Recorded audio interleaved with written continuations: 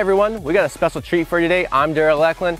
This is the first 2018 launch we've had out of state. We're in North Carolina at the JGR track. This is the facility where they do all the tests in Barsha, Pike, and we're out here for the 2018 Suzuki RMZ450 introduction. As you know already, this bike is all new from the ground up. We're not gonna get into every single detail about this bike because, for one, you probably know about it already. If you wanna know more about this in detail, click the video thumbnail at the end of this video to go into all the specifics about this bike.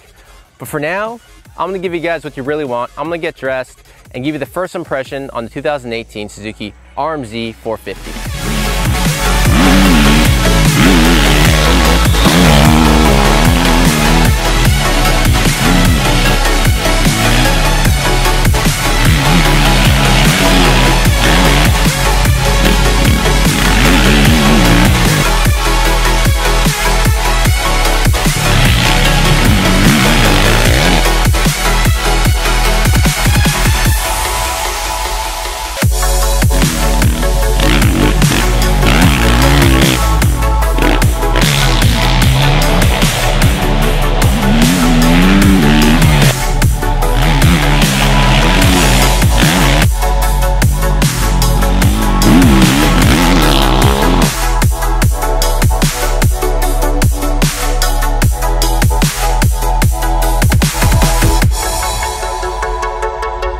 Wow, 10 years. 10 years we've been waiting for a new RMZ450. It's finally here. Big changes. I mean, to be honest, it feels like a modified 2017 engine. The advanced cams, as well as the straighter intake through the throttle body and through the air boot. It's pretty much a KTM throttle body. The injector's at the bottom. Those mild changes really made the power spread higher all the way from the bottom to the top. And the 17 engine was pretty flat on top, and it really pulls pretty far now. We tried a couple couplers. Stop coupler is pretty similar to the lean coupler. I prefer the lean coupler. It gives you more bottom where you don't have to get out on the clutch as much, and it kind of just pulls where you want to pull it, and it also pulls further, which is really nice. The rich coupler, it was lazy for me. More vet novices, intermediate, especially like a Glen Helen or harder pack tracks, they would really probably go that way with it. Suspension, forks, they finally move. Almost a little too much. I'm a little heavier than most guys. Initially, like there's some big jumps out here at the JGR track, really steep, and when I overjumped this a little bit, they bottomed out, and they bottomed out hard. There's like an initial stiff spot in the forks, but then it kind of blows through. We just adjusted these forks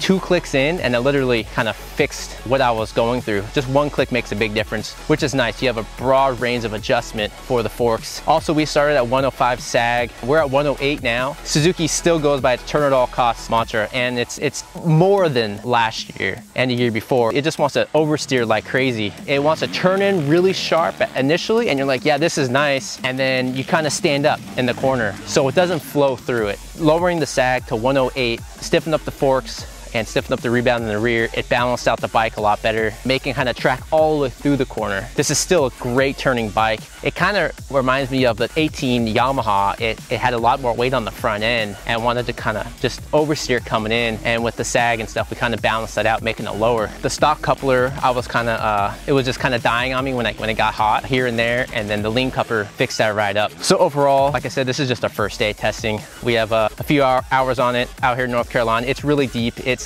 not like our Southern California dry hard pack tracks. I definitely give this bike 2 thumbs up compared to the bike that's been growing along the tooth for so long now. It wasn't a bad bike by any means. It was just old. It was outdated. We have a couple more months of testing. We're gonna get this bike in California here in the next few weeks, getting used to the bike and our own terrain. We're gonna get the full write up, and it'll be in the feature issue of Motocross Action magazine. And as always, head over to motocrossactionmag.com for our 2018 product updates and product reviews.